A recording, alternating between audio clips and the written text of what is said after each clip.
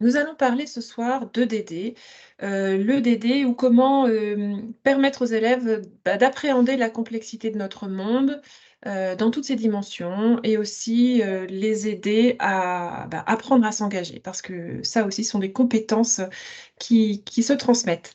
Alors au programme ce soir, Mathieu, si tu peux passer la slide, voilà, au programme ce soir.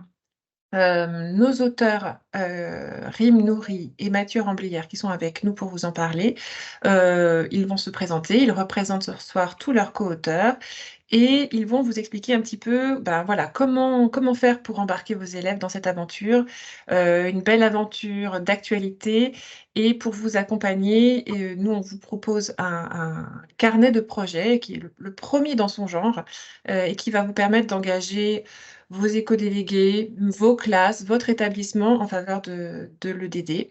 On gardera un temps de 10 minutes à la fin de la visio pour, échanger avec vous, pour reprendre toutes vos questions et pour, répondre à des questions qui surviendraient, jusqu'à la dernière minute. Je vous souhaite, une très belle visio. Je cède la parole à Mathieu et Rim et puis je vous dis à tout à l'heure.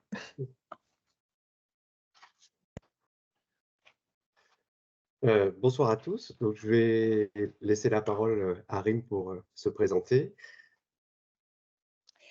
Eh bien, bonjour à tous. Donc, je suis Rim Nouri, je suis enseignante dans un collège d'éducation prioritaire à Gennevilliers. Je suis enseignante en histoire-géographie EMC et référente éducation et développement durable de mon établissement, plus largement formatrice académique aux côtés de Mathieu. Et je mène par ailleurs d'autres projets dans mon établissement, comme le pilotage d'une classe média ou Ah, encore d'une classe collaborative.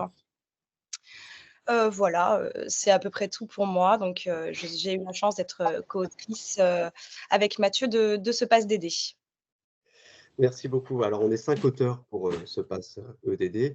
Donc, quant à moi, je suis professeur d'histoire-géographie aussi dans un collège de la banlieue parisienne. Je suis référent développement durable du collège et j'ai aussi une casquette de chargé de mission éducation-développement durable pour l'académie de Versailles. Voilà, alors pour commencer à répondre à cette question, donc comment embarquer vos élèves, juste peut-être rappeler dans un premier temps, en des termes très simples, ce qu'on appelle l'éducation au développement durable. L'ambition de l'éducation au développement durable, c'est évidemment de former des citoyens qui soient informés, qui soient critiques, engagés, en les préparant donc à agir dans un monde en transition, un monde qui est devenu incertain, qui est devenu complexe, qui peut être source aussi pour les élèves d'angoisse. On parle d'éco-anxiété.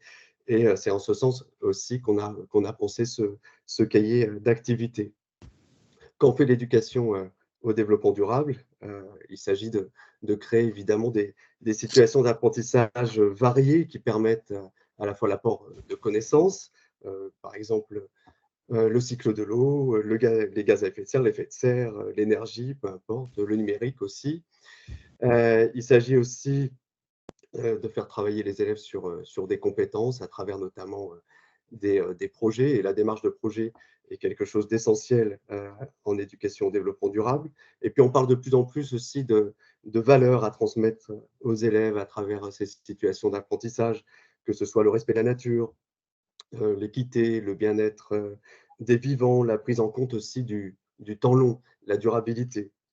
Pour faire simple, l'éducation au développement durable, eh bien, c'est faire comprendre en tout cas aux élèves la complexité des différents enjeux, de façon à ce qu'ils puissent faire des choix éclairés, qu'ils puissent agir aussi aujourd'hui, donc au sein des actions qu'ils peuvent mener au collège, et puis évidemment demain en tant que citoyens. Donc, l'éducation au développement durable, c'est une éducation transversale, comme l'éducation aux médias, par exemple, ou l'éducation artistique. Ça veut dire qu'il n'y a pas de programme spécifique dédié, ce n'est pas une matière. Elle fait appel, au contraire, aux apports des différentes matières. Le DD aussi, on va quand même la retrouver, différents thèmes en tout cas, dans les différents programmes disciplinaires. Mais il n'y a pas de cohésion, il n'y a pas de progression, en tout cas, des connaissances, des compétences en EDD qui soient pensées, même si cela, on va en parler, va évoluer avec la publication de repères de la maternelle au lycée. et aussi la réécriture prochaine des programmes de cycle qui va prendre en compte l'éducation au développement durable comme un enseignement pris dans une progression. Il y a 2 matières qui sont surtout concernées au collège, donc les sciences et vie de la Terre et l'histoire-géographie et l'EMC, mais évidemment pas seulement. Si on prend la variété des thèmes du développement durable, évidemment, l'éducation au développement durable peut être traitée par toutes les disciplines. Il ne faut surtout pas s'interdire de se lancer dans des projets EDD, quelle que soit sa matière. Une des particularités de l'éducation au développement durable, c'est qu'elle s'inscrit dès le départ dans un cadre international. En vérité, dès 1972, lors de la première conférence de l'ONU dédiée à l'environnement et à sa protection, on parlait déjà d'éducation relative à l'environnement comme étant essentielle pour réussir les objectifs qui étaient définis à cette époque. Et puis en 2007, l'UNESCO aussi va publier un rapport qui liste les objectifs d'apprentissage en termes d'éducation au développement durable. Et puis l'Union européenne aussi, en 2022, publie eh bien, une liste de compétences en matière de durabilité dans un document qu'on appelle Attends, 2 le secondes. Green Comp. Mais surtout, et vous connaissez sans doute ce visuel, ce qui constitue la boussole aujourd'hui de l'éducation au développement durable, eh bien, ce sont les objectifs de développement durable, donc les ODD, donc qui sont 17. Ils ont été adoptés en 2015 par l'Assemblée générale de l'ONU et ils visent à remettre l'humanité dans la voie de la durabilité. Ils sont très pratiques, ces ODD, parce qu'on peut les utiliser facilement en classe.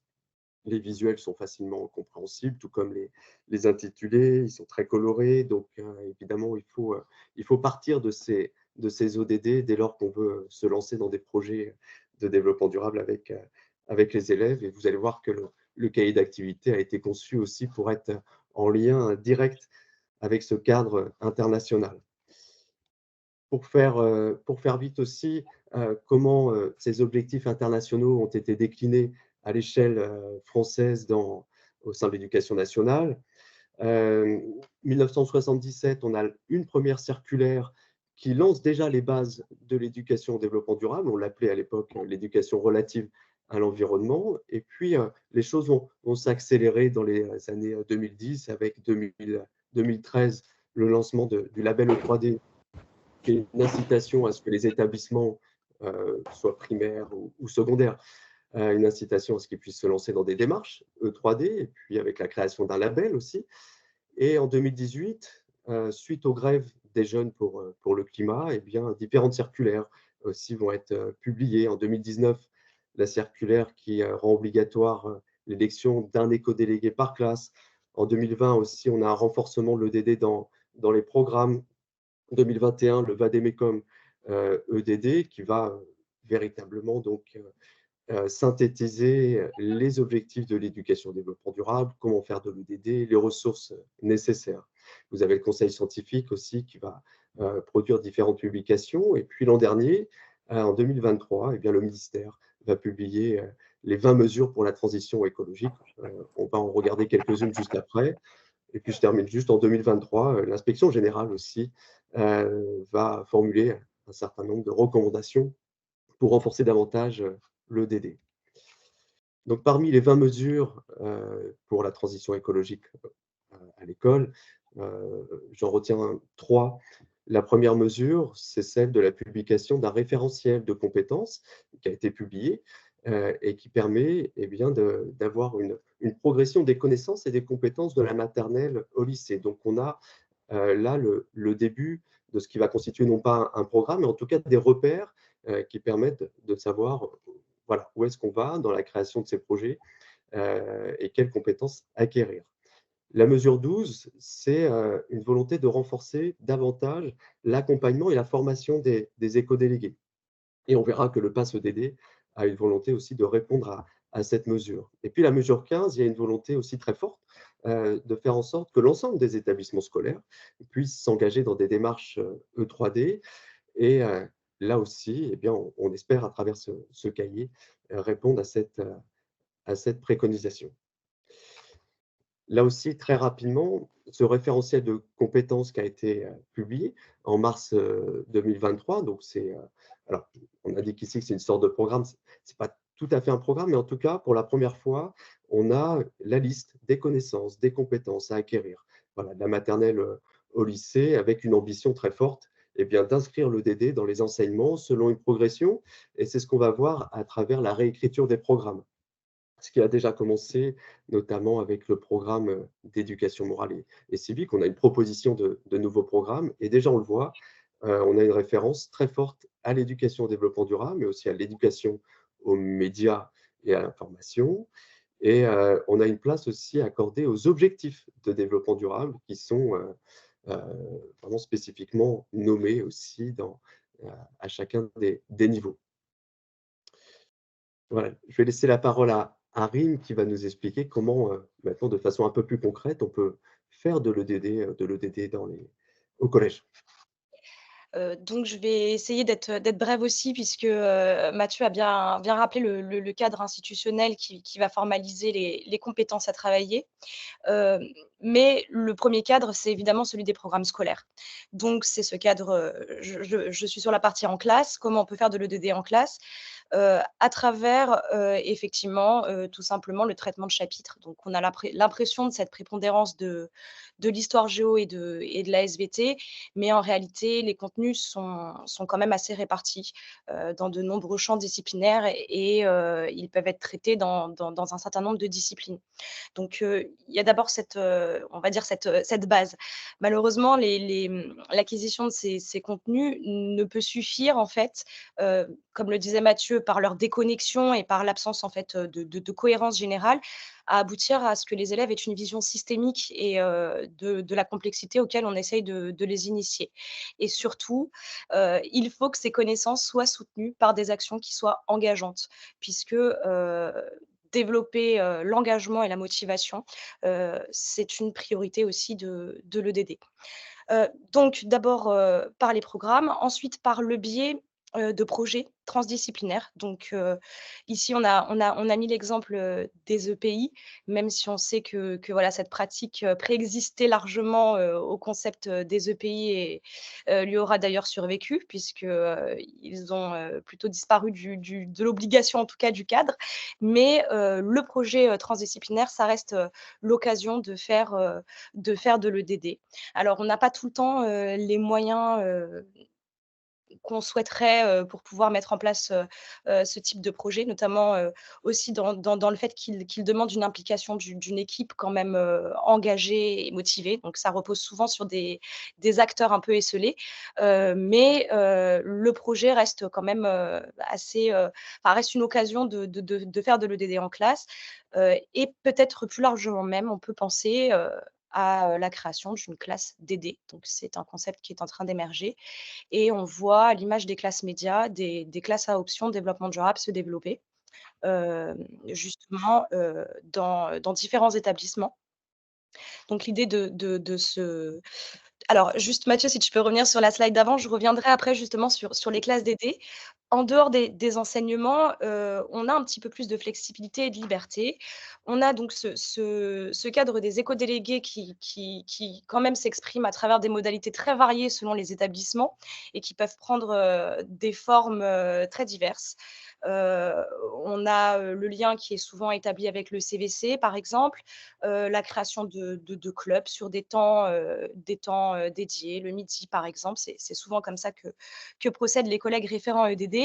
Mais voilà, encore une fois, les profils de référence peuvent être très différents. On peut, avoir des enseignants, des CPE qui s'emparent du projet et l'idée de ce pass, c'était, aussi d'avoir un outil qui s'adapterait, justement à ces différents cadres. Donc qui peut à la fois, relever du fil directeur d'une classe, DD sur une année et à la fois être un document d'appui à l'animation d'un club d'éco-délégués, par exemple, sur des temps précis. Alors justement cet exemple de classe DD, et Mathieu, je te remercie beaucoup. Ce sont des classes que l'on voit, émerger donc, un petit peu à l'image des classes, médias qui peuvent, déjà exister. Donc la plupart du temps, ces classes à option, elles ont, un projet pédagogique annuel.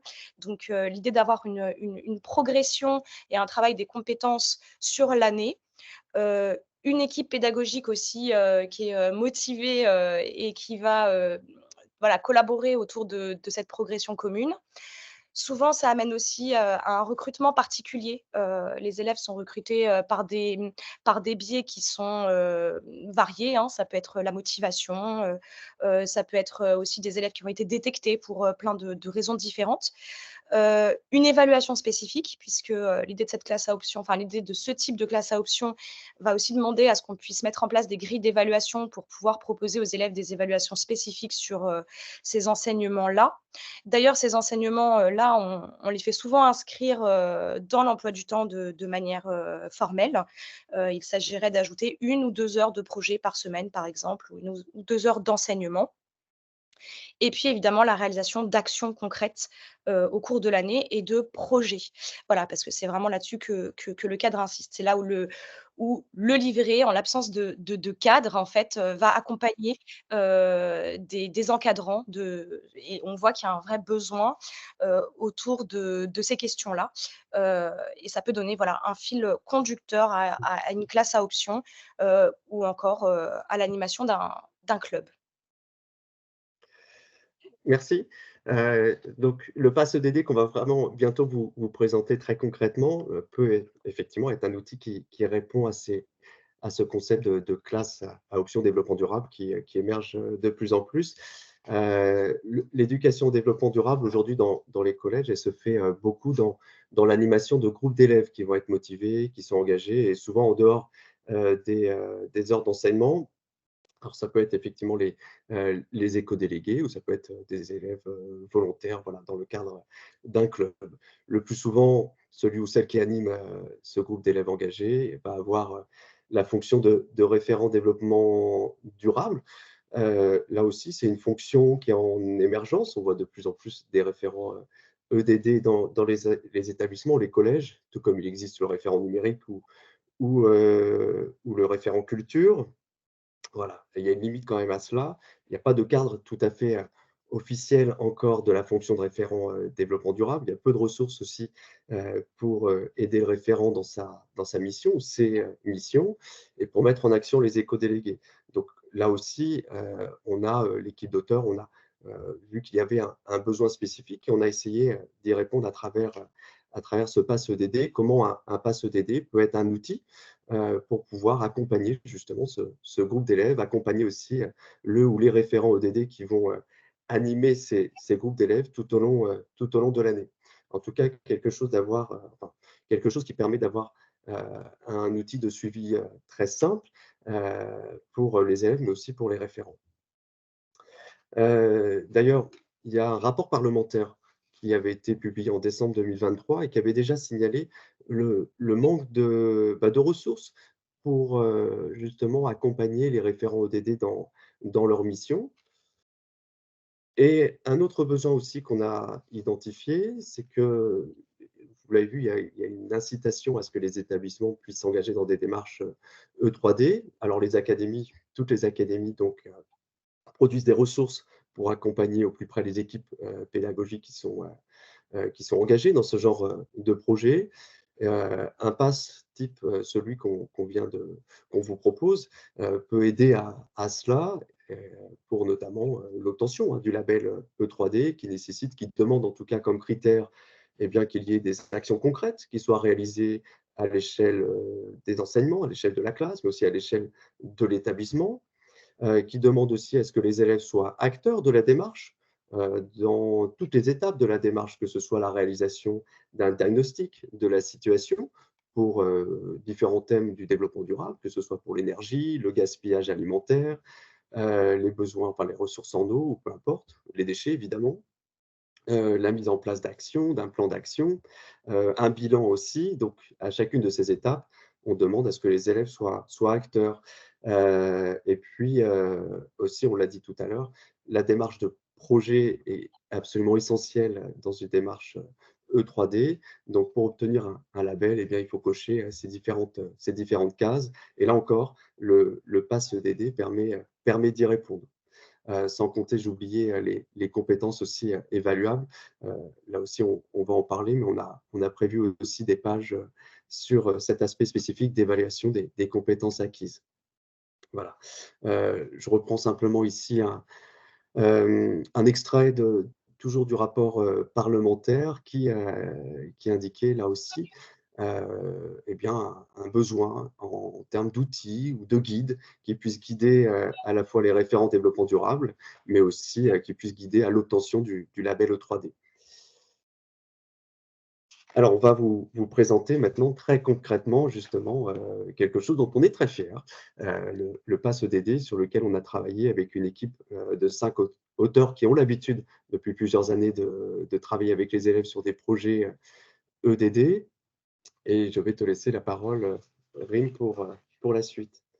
Donc 5 co-auteurs et un partenaire aussi, Terragir. Donc on en reparlera par la suite, mais heu, pour reprendre en gros, si on peut, résumer en 4 grands objectifs, l'esprit en fait, du PASS, et tu peux passer au sommaire, du coup Mathieu. C'était d'une part de proposer aux élèves de questionner leur éco-citoyenneté et de faire le point sur leurs acquis. Là, il s'agissait pour nous de proposer une partie qui permettait en fait à l'élève de se positionner, autour de ces questions. Heu, Aussi dans l'idée de lui faire prendre conscience qu'il était lui-même acteur en fait, et que les gestes en faveur du développement durable dépassaient le cadre de son établissement. Donc encore une fois, on vise ici à la fois l'engagement, mais aussi le positionnement comme un acteur.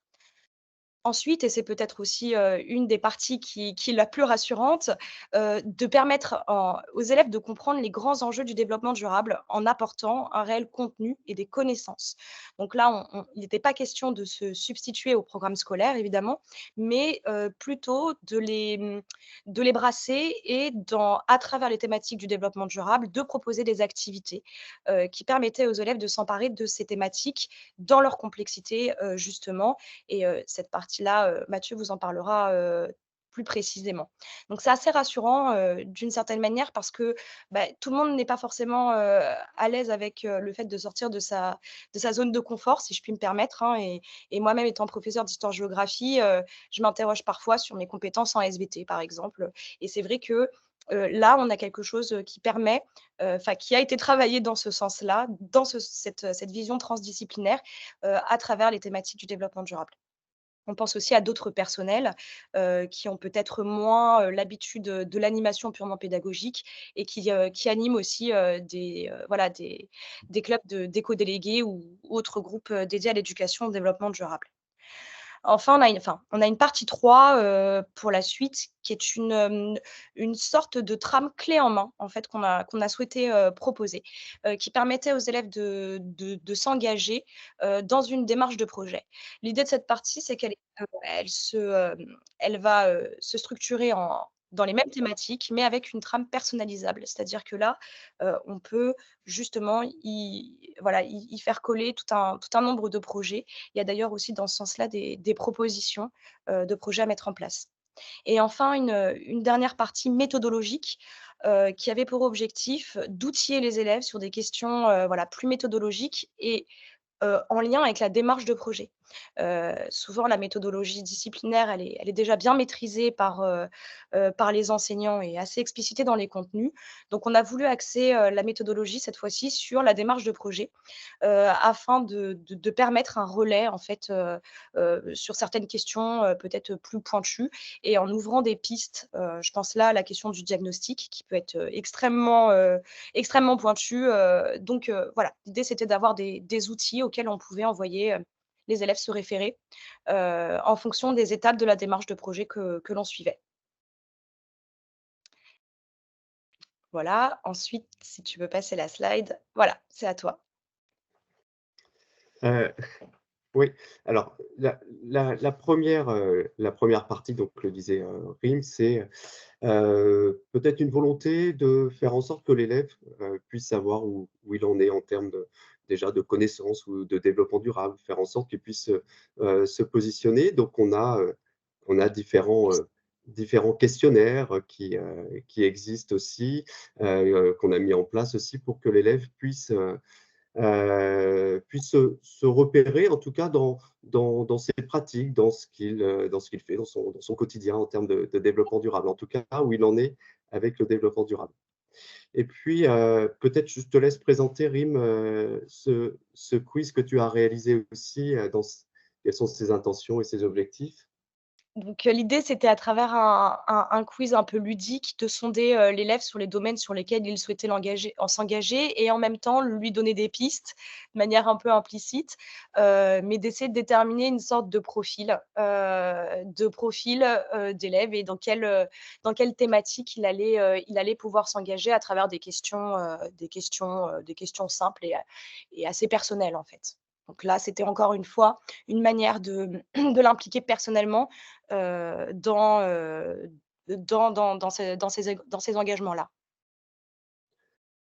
Oui, et pour ce qui est de cet atelier numéro 2, maintenant, je vous en parlais tout à l'heure, l'importance de l'évaluation aussi des compétences acquises par les élèves au cours d'une année de projet développement durable.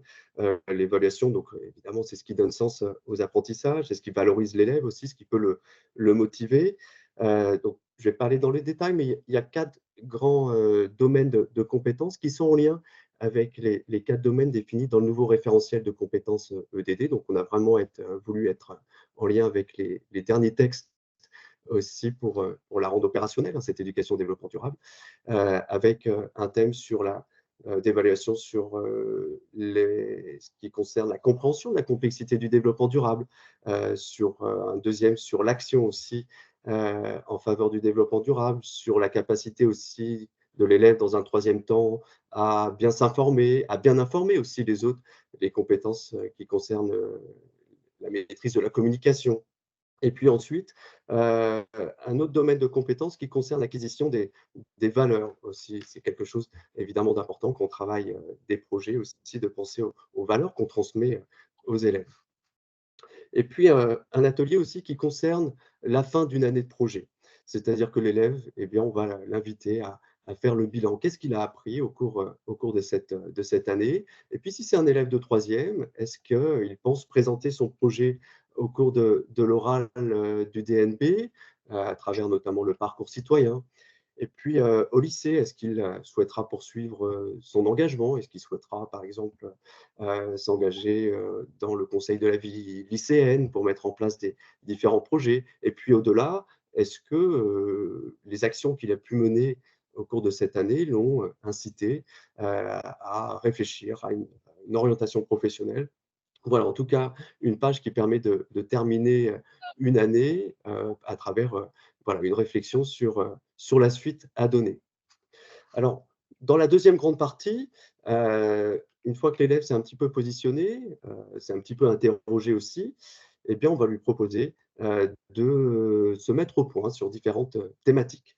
Donc, l'équipe d'auteurs, on a défini un certain nombre de thématiques qui collent au plus près aux thèmes qu'on aborde le plus souvent en EDD, que ce soit la biodiversité, l'énergie, les déchets, évidemment.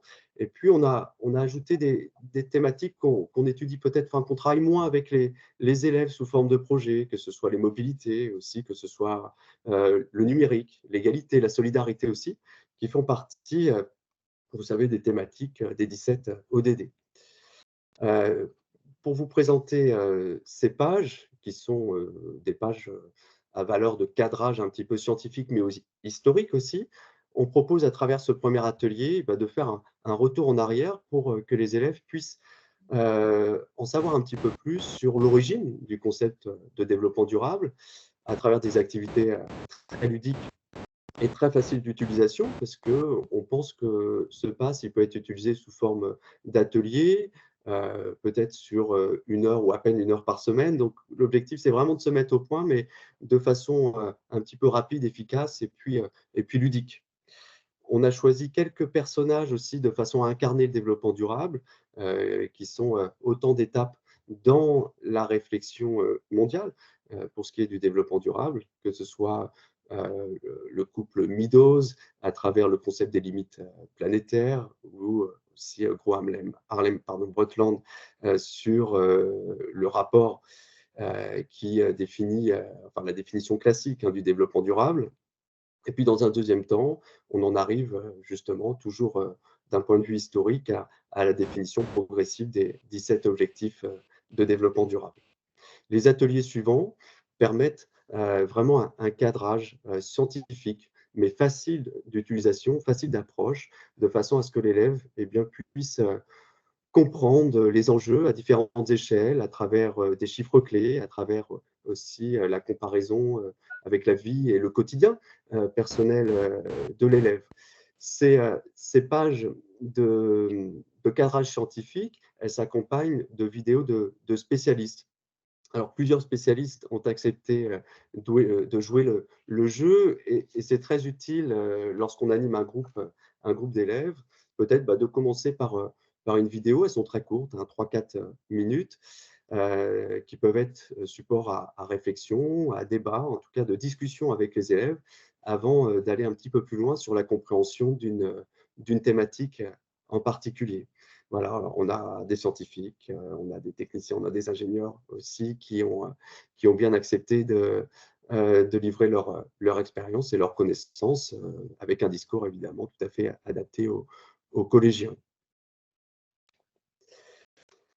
Une fois que l'élève engagé, motivé, s'est approprié un certain nombre de concepts et de connaissances, eh bien, on l'invite cette fois-ci à passer à l'action, toujours sur les mêmes thématiques.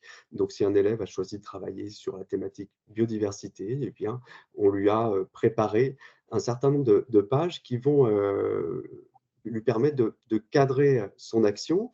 Et ça permet aussi à l'animateur de ces ateliers ou de ces clubs développement durable de cadrer les différents temps d'apprentissage.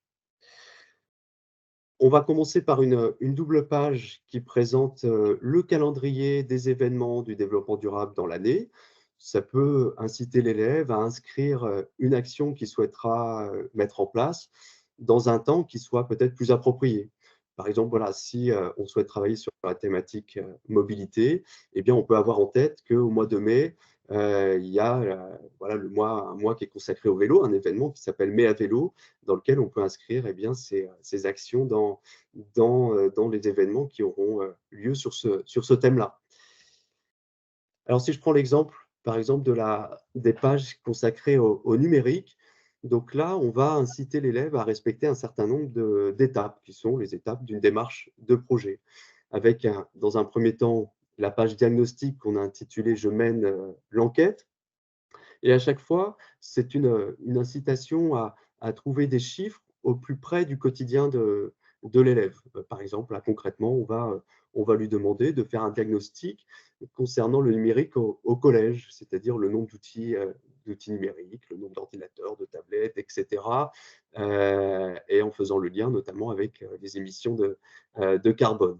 Dans la deuxième page, ensuite, une fois que l'élève en sait un petit peu plus sur son collège, ou même d'ailleurs chez lui, on l'incite aussi à faire ce diagnostic un petit peu à la maison pour être au plus près de son quotidien. Après cela, eh bien, on propose un certain nombre d'actions. Ce sont des exemples où on donne ici un certain nombre de critères pour choisir l'action qui pourrait être la plus adaptée. Est-ce que c'est une action qu'on peut mener en équipe ou en solo? Combien de temps peut durer l'action? À quelle échelle aussi elle peut se faire? À l'échelle de la classe, du collège ou voire même au-delà. Dans un troisième temps, eh bien, là, on incite les élèves à se lancer concrètement dans le projet, c'est-à-dire à y réfléchir. Donc, le titre du projet, quels pourraient être les objectifs. On fait le lien aussi avec les ODD. Donc, quels ODD pourraient s'inscrire ce projet? Si c'est un projet en équipe, donc quels vont être les membres de l'équipe? Et puis après, dans une autre page, eh bien, quelles pourraient être les ressources nécessaires à la réalisation de ce projet? Les personnes qui peuvent nous aider? Est-ce que des personnes au sein du collège peuvent aider? Est-ce qu'il y a différents services au collège qui peuvent aider, que ce soit la gestion, la direction, la vie scolaire, peu importe, ou les services de restauration aussi, si on est sur un projet dédié notamment à la lutte contre le gaspillage alimentaire, sans oublier les différents partenaires, donc le conseil évidemment départemental, puisqu'on est ici à l'échelle du collège concernant ce PASS. quel matériel pourrait être nécessaire? Est-ce que c'est un projet aussi qui nécessite un financement? Quels pourraient être les moyens de financement? Comment trouver aussi, ce financement? Et puis, l'importance aussi de la communication. Quels moyens de communication pourraient être, utiles pour faire connaître le projet, pour le faire réussir? Et là, évidemment, on va travailler aussi avec les élèves sur ce volet, communication. Au cours du projet, on va inciter aussi les élèves bien, à écrire, à noter en tout cas les actions qu'ils vont mettre en œuvre chaque semaine. Donc, c'est une sorte de carnet de bord. Donc, c'est important évidemment pour garder la trace du projet, même si c'est un projet qui va être mis en œuvre assez rapidement. Il peut y avoir aussi des projets qui peuvent s'échelonner sur plusieurs trimestres, voire une année complète. Et puis à la fin, l'importance aussi de faire le bilan du projet. Donc c'est aussi un apprentissage à la démarche de projet évidemment. Cet outil, enfin ce Pass EDD, il est là pour être un outil clé en main de façon à bien visualiser les différentes étapes nécessaires à la réalisation donc d'un projet. Donc à la fin, on fait le point. On demande à l'élève à ce qu'il a, ou à l'équipe, hein, ce qu'ils ont pensé de ce projet. Est-ce qu'il pourrait être refait? Est-ce qu'il y a des choses à améliorer? Et puis, on fait à nouveau référence aux évaluations. Qu'est-ce que les élèves ont appris? Et puis, on les incite à aller cocher au début du pass, bien, les différentes actions qu'ils ont pu réaliser.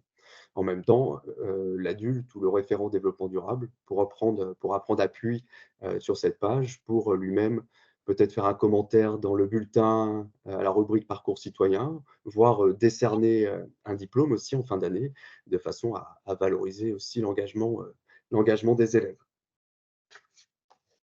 Et il y a une dernière partie, donc réalisée par RIM aussi, elle en parlait tout à l'heure, concernant la méthodologie, donc autant de fiches qui peuvent servir d'appui aussi à la réalisation des projets. Je te laisse la parole. Donc l'esprit de cette partie méthodologie, il est un peu triple. D'une part, c'est d'abord un relais, à la partie 3 que Mathieu vient de vous présenter.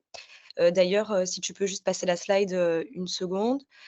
Il va y avoir des renvois, voilà, des renvois fréquents, à chaque étape de la démarche de projet que Mathieu vous a présentée. Il peut y avoir un renvoi vers une fiche outil, en fait, une fiche méthode, qui, détaille, les modalités, en fait, de mise en œuvre de cette étape. Et je veux bien que tu reviennes sur la slide d'avant. Merci. Donc, voilà, une partie, méthodologie, très axée, démarche de projet. 4 fiches sur 5 lui sont consacrées, et une fiche est consacrée à une ouverture un peu sur, de l'éducation aux médias, à l'information, donc de l'EMI, qui s'intitule, «Je sais faire des recherches, je fais des recherches, avec un esprit critique». L'idée, c'était aussi de dire que lors des projets, les élèves vont être amenés, aussi, à se documenter et que, ces documentations nécessitent d'avoir certains réflexes de vérification des sources, de fiabilité, et cetera.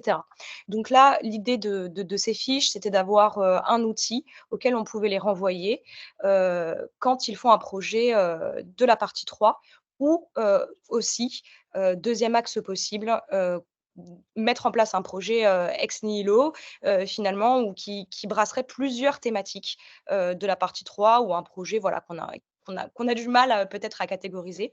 On peut repartir du départ avec les fiches outils. L'idée après, c'est de proposer aux élèves, des actions très concrètes pour pouvoir mener à bout leur étape. Exemple pour, cette fiche méthode sur «Je réalise un diagnostic». On sait que souvent le diagnostic est pas, enfin, va permettre en fait le lancement de l'action, hein. Il la précède puisque toute action va partir d'un constat. Là, on leur propose des démarches en fait, très précises. Par exemple, mener une interview avec un personnel du collège si on veut travailler, je ne sais pas, par exemple, à lutter contre le gaspillage dans la restauration, scolaire, et bien, interviewer les personnels de cantine, ça peut être, un premier diagnostic intéressant, ou alors encore, réaliser une enquête ou un sondage, via, l'environnement de travail, du collège d'outils numériques. Donc, voilà des propositions, pour réaliser l'étape, très concrète, et ensuite encore un déroulé étape par étape dans la proposition. Ensuite, on peut aussi évoquer les apports donc à la planification des actions. C'est-à-dire que là, l'idée aussi, c'est d'apprendre aux élèves à planifier des actions, et à les faire dans le bon ordre. Donc, la démarche de projet, c'est pas forcément une démarche qui est connue de tous, mais elle a le mérite d'être, assez concrète, et très explicite pour les élèves. Donc là, l'idée, c'est vraiment d'essayer d'avoir un fil directeur et de suivre les étapes. Et enfin, le 3e volet qu'on peut ouvrir aussi, c'est que certaines fiches méthodes, voilà, vous le retrouverez peut-être plus dans le livre du professeur, mais peuvent être aussi l'occasion de revenir sur le rôle de l'éco-délégué. Quand on parle de la communication, voilà, on voit qu'il va être amené à communiquer à des moments différents, en tant qu'ambassadeur, pour représenter son établissement, en tant qu'élève qui va venir sensibiliser les camarades, hein, comme un relais. Et en fait, on peut utiliser parfois des petits, encadrés de ces fiches méthodologiques pour revenir sur le rôle de l'éco-délégué, notamment pour l'année de 6e par exemple. On est sur des nouveaux éco-délégués qui connaissent pas ou qui n'ont pas vécu, dans le premier degré, l'expérience, eh bien, on va pouvoir leur expliquer exactement ce qu'on attend d'eux en termes d'engagement, grâce à certaines parties des fiches méthodes aussi qui peuvent se prêter à ce type d'animation pédagogique, aussi. Donc voilà, brasser les différentes, étapes de la démarche de projet en essayant de l'adapter à un public de collège pour que ça reste, intelligible, et puis, de les inviter surtout à se poser en fait les questions pertinentes avant d'engager, toute action. Voilà, de leur donner une trame, un fil directeur et un outil ponctuel aussi, auquel, on peut les renvoyer, à des moments précis.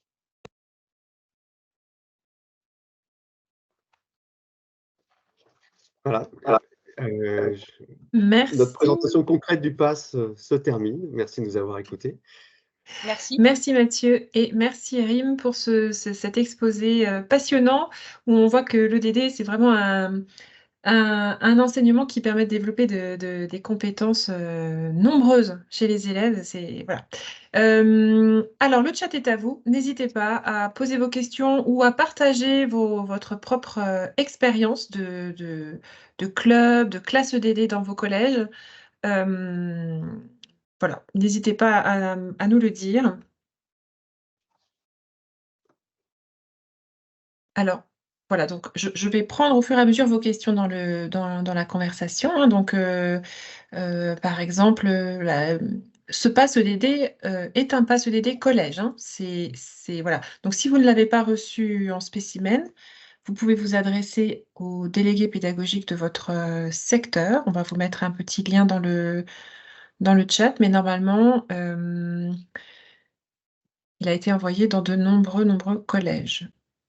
Alors, dans l'optique de la création d'une option EDD en collège, comment obtenir ou demander les heures au chef d'établissement? Mathieu, Rim, c'est à vous. Avez-vous une réponse?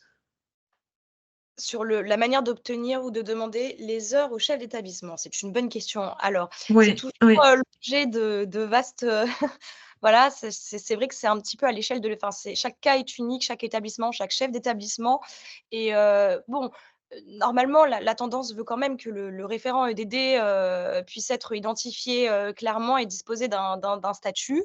Maintenant, évidemment, il y a pas d'obligation institutionnelle, réelle, mais il y a quand même un statut défini du référent EDD comme étant, un coordonnateur avec, des missions très précises et qui font l'objet d'une lettre de mission.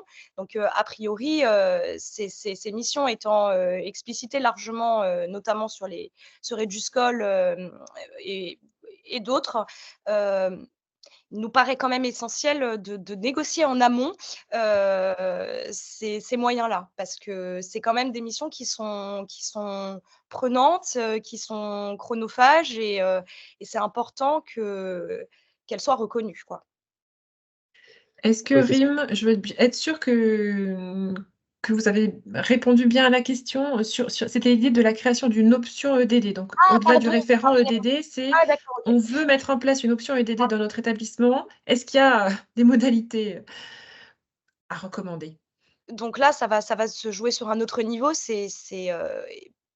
potentiellement celui de la DHG. Tout dépend à quel point, encore une fois, chaque structure d'établissement est unique. Les heures peuvent être donc, prises dans la DHG pour pouvoir, permettre voilà, de fonctionner. Sinon, beh, après il y a les nouvelles modalités, éventuellement le pacte. Enfin, par ex je vous à titre d'exemple, la classe média, que je pilote, les 2 heures, elles sont, instituées dans l'emploi du temps. Nous, on y tient.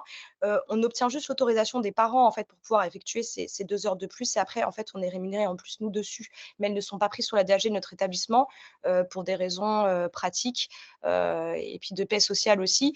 L'idée, c'est encore une fois, c'est l'objet c'est de négocier avec son chef d'établissement en début d'année avec un projet un peu abouti, pour pouvoir, Pouvoir convaincre. voilà, exactement. Alors, merci Rim. Autre question, ce passe DD est-il conservable sur les 4 années du collège pour un élève ou faut-il en avoir un nouveau chaque année? Alors là, je pense que ça va être variable aussi. Ah oui, c'est vrai que c'est une nouveauté, hein, évidemment, ce pass EDD et même nous, voilà, on est, on est curieux de savoir comment on peut l'utiliser parce que c'est vrai qu'on a essayé de faire en sorte qu'il soit adaptable, à toutes sortes d'objectifs ou différents cadres aussi. Hem, la question portait, pardon, sur? Sur, le garder pendant tout le collège Ouais, ou garder tout le à collège. renouveler chaque année? Donc voilà, c'est un format, consommable.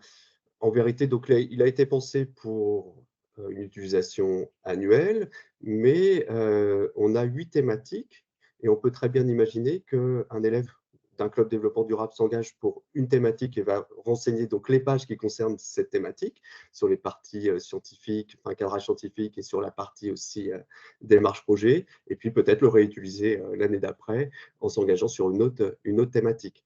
Ça peut être ça aussi, l'utilisation. En tout cas, je pense il a été pensé pour être modulable, c'est-à-dire que vous l'utilisez comme vous voulez. Si vous avez une classe développement durable très fortement engagée, vous allez peut-être le garder qu'une année parce que vous allez pouvoir compléter les 8 projets. En revanche, si c'est plutôt un club qui fonctionne avec un petit groupe d'élèves qui se suit comme ça, sur tout le collège, c'est un pass qui va vous suivre. Vous en faites ce que vous voulez et en tout cas, il y a pas une obligation de le renouveler tous les ans, sauf si vous êtes très fortement engagé et que vous allez vraiment l'utiliser. Il est petit, c'est un ouvrage qui fait 96 pages, il y a 8 projets, 8 espaces de cadrage scientifique pour ces projets. Il est il est petit mais riche, donc en fait, vous pouvez l'utiliser un petit peu, comme vous voulez. Heu, alors, autre question, à quel moment est-ce que vous conseillez de parler d'éco-anxiété?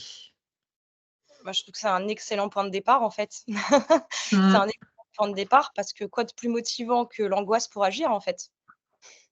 C'est terrible, mais c'est vrai que quand on a des élèves qui sont éco-anxieux, alors évidemment l'idée c'est pas de verser dans le catastrophisme, même si on en a clairement envie, on réfrène nos élans sur cette question. Mais d'abord une éco-anxiété, ça veut dire qu'il y a déjà une conscience en fait, de cette question, du développement durable. Donc c'est déjà un point de départ qui paraît être très intéressant et à titre de pilotage de classe, il y en a aussi, quand même une nécessité d'évaluer par des indicateurs, l'effet de nos options, par exemple, de nos classes. Bah, moi, j'interroge assez régulièrement mes élèves, via des questionnaires sondages pour savoir, pour, avoir leur sentiment de cohésion, de bien-être, d'appartenance à une équipe, par exemple, pour évaluer les effets d'un suivi de cohorte, mettons. Typiquement, faire un questionnaire sur l'éco-anxiété en début d'année pour voir, à quel point cette éco-anxiété, elle a évolué dans le temps et à quel point l'action a pu la résorber un peu, c'est Mmh. intéressant aussi. Mais j'ai envie de dire des élèves éco-anxieux, c'est triste, mais c'est déjà voilà, une base qui Il montre qu'il y a est, une confiance, qui va permettre, après de motiver, d'engager des élèves. Ouais, pour compléter, ce que dit Rim, mmh, c'est vrai que le pass EDD, là, nous, les auteurs, on a fait en sorte qu'il invite à réduire les angoisses, de différentes manières. D'abord, et c'est le cas de la 1re partie, on va mmh, encourager les élèves à exprimer leurs inquiétudes, Mmh. et puis leurs actions aussi déjà engagées à travers, les quiz qu'on vous a présentés, qui peuvent donner lieu, à des débats, afin de mettre des mots sur les sources d'angoisse. Ça, c'était plutôt la partie 1 Et puis, comme tu le disais aussi, Rim, on va éviter le tableau catastrophiste des périls écologiques et sociaux, mais sans les minorer pour autant. On a quand même des pages très sérieuses de cadrage scientifique qui donnent les chiffres, qui donnent la situation telle qu'elle est, en mettant l'accent sur la compréhension des mécanismes, mais de façon un peu ludique, afin de diminuer le sentiment d'incompréhension, d'incertitude aussi, qui peut être source d'angoisse. Et puis enfin, et là c'est plutôt les parties 3 et 4, en parallèle bah, de ce travail d'explication, on va faire en sorte que les élèves passent à l'action. Et c'est sans doute le levier le Mmh. plus efficace Mmh. pour lutter contre l'éco-anxiété. On va organiser un cadre d'engagement collectif positif, avec des défis surmontables qui donnent confiance aux élèves dans leur capacité, en tout cas, à trouver des solutions, des actions à leur échelle. Voilà, donc c'est aussi une manière, ce pass EDD, effectivement, de réduire les angoisses des élèves qui sont réelles. Merci L'in Mathieu. Alors oui, l'invitation Rémi, tu voulais rajouter? Oui, non, juste l'invitation permanente à la recherche de partenariats montre aussi aux élèves, d'une certaine manière, qu'il y a des acteurs qui sont aussi à la recherche de solutions. Ils sont pas seuls aussi face, aux défis de demain et c'est vrai que la démarche de projet plus généralement, par cet appel, à nouer des partenariats extérieurs, va leur montrer qu'il y a des actions menées et des solutions, existantes. Oui.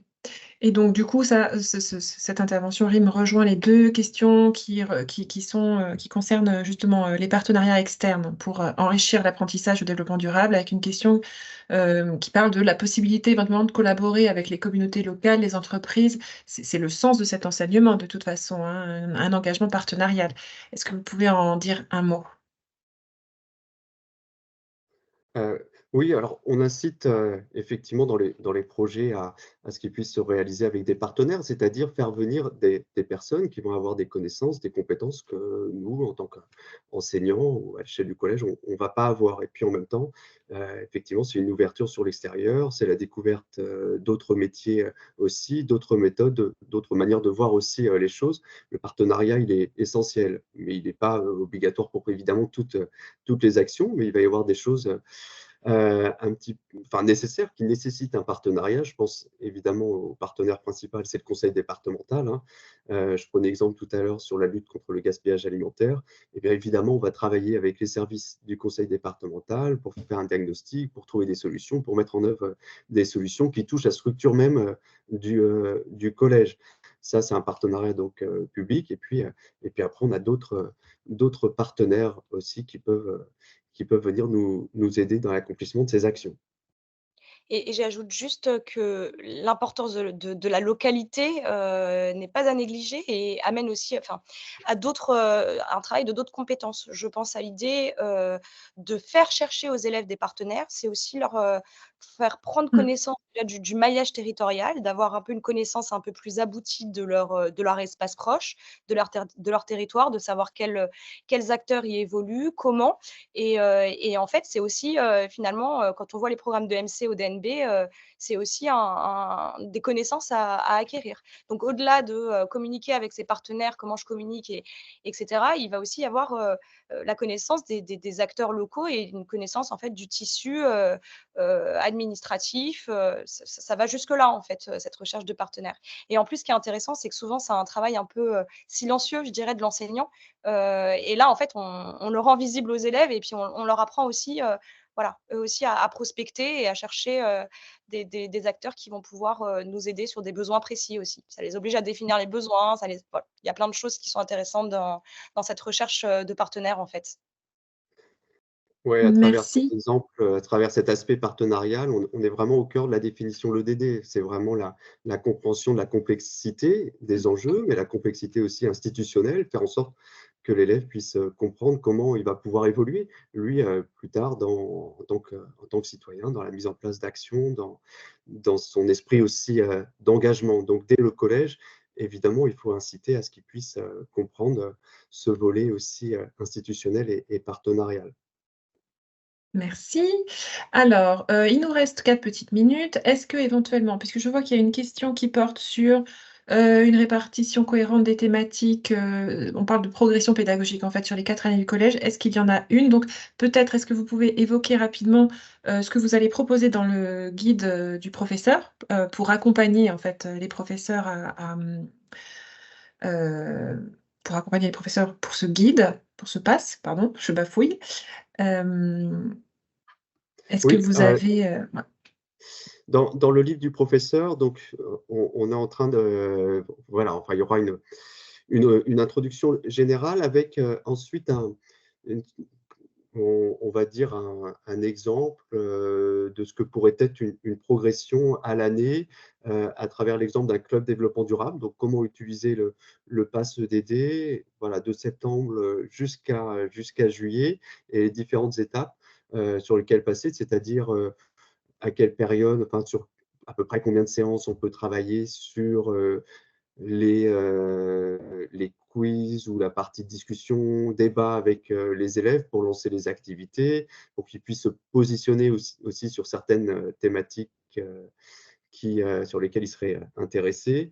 Voilà, en tout cas, le PASS, il est en 3 grandes parties. Il y a une partie méthodologique et on a essayé de faire en sorte d'imaginer un calendrier, mais vraiment en lien avec les contraintes qui sont les nôtres et qui sont celles de la vie d'un collège. Et quand on anime un club, on n'a pas forcément beaucoup de temps non plus dans la semaine, mais comment on peut utiliser ce PASS EDD malgré tout, et puis surtout comment ce PASS va nous aider aussi dans notre pratique pédagogique aussi tout au long de ces étapes. En fait, c'est vraiment un guide, mais un guide aussi temporel pour suivre les différentes étapes et que l'élève comprenne aussi qu'il y a, voilà, qu'il y a des étapes. Un projet, c'est des étapes. Donc, on a mis ça dans le livret effectivement pédagogique. Et puis aussi des idées si on souhaite faire de l'EDD en classe aussi, à travers par exemple un projet interdisciplinaire. Donc là, on a évoqué aussi un exemple de ce que pourrait être un projet sur une thématique telle que l'alimentation ou telle que la mobilité aussi, en lien avec les programmes. Voilà, alors vous savez que le niveau 5e est souvent très approprié, évidemment, sur la thématique développement durable. Donc, il faut surtout ne pas hésiter à s'engager dans des projets disciplinaires. À titre personnel, cette année, on est engagé sur un thème, sur la thématique de l'eau.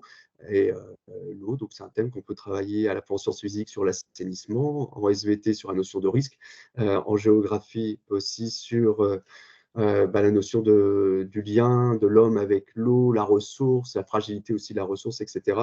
Donc, on est sur une année de 5e très propice à ce genre d'action et on peut tout à fait imaginer aussi utiliser le PASS EDD, notamment dans le cadre d'un projet interdisciplinaire sur une année. Merci. Alors peut-être une toute dernière question qui rejoint un petit peu celle-là, c'est-à-dire, bon, sur cette idée de progression pédagogique entre la 6e et la 3e. Quelqu'un nous parle d'un groupe scolaire collège-lycée qui réunit les éco-délégués des 2 structures et est-ce que ce PASS qui est ciblé collège s'adapte pour tous, ou éventuellement sera développé pour le lycée? Mais disons que ce PASS-là collège, peut-on l'utiliser avec des éco-délégués de lycée? Ouais. En vérité, oui, puisque la démarche de projet reste la même. On est sur un outil qui peut tout à fait être utilisé. Puis au contraire, d'ailleurs, hein, les collégiens, lycéens, quand on les met ensemble, il va y avoir des synergies qui peuvent être Oui. vraiment intéressantes aussi. Donc voilà, c'est encore une modalité, je pense, sur lequel le PASS peut tout à fait s'adapter, oui. Merci. Mathieu?